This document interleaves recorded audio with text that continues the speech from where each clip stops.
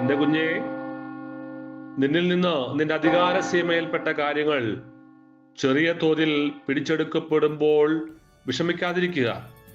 ഇവ കൃപയിലേക്കുള്ള ചവിട്ടുപടികളാണ്. അവ സ്നേഹത്തോടെ നീ സ്വീകരിക്കണം. എന്റെ കുഞ്ഞെ, നിനക്ക് വിശുദ്ധനാകാൻ ആഗ്രഹമുണ്ടെങ്കിൽ വരിക, കുരിശിലേക്ക് നോക്കുക. അവിടെയാണ് ഏറ്റവും മഹത്തായ പാഠം. വിശ്വാസം മുറുകെ പിടിച്ച് വിശുദ്ധിയിലായിരിക്കുക എന്നതാണ് സഭാമാതാവിന്റെ യഥാർത്ഥമായ സത്ത.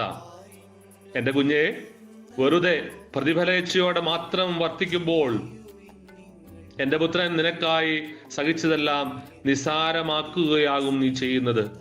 എന്നെയും എന്റെ പുത്രനെയും നിന്റെ കഴിവിന്റെ പരമാവധി സ്നേഹിക്കാൻ നീ ആഗ്രഹിക്കുമ്പോൾ നിനക്കായി അവൻ സഹിച്ച വേദനകളെ നീ വിലമതിക്കുകയും ചെയ്യുന്നു.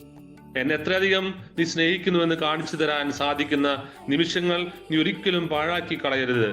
നിന്റെ നിസ്സഹായാവസ്ഥകളാകുന്ന ചെറിയ പൂക്കൾ എന്നിലേക്ക് അയക്കുക. ഞാൻ അവയെ നിധി പോലെ സൂക്ഷിക്കുകയും അതിന് അവ അർഹിക്കുന്നതിലും വില നൽകുകയും ചെയ്യും. മനോഹരമായ ഈ ദിവസത്തിന് അങ്ങേക്ക് നന്ദി പറയുന്നു.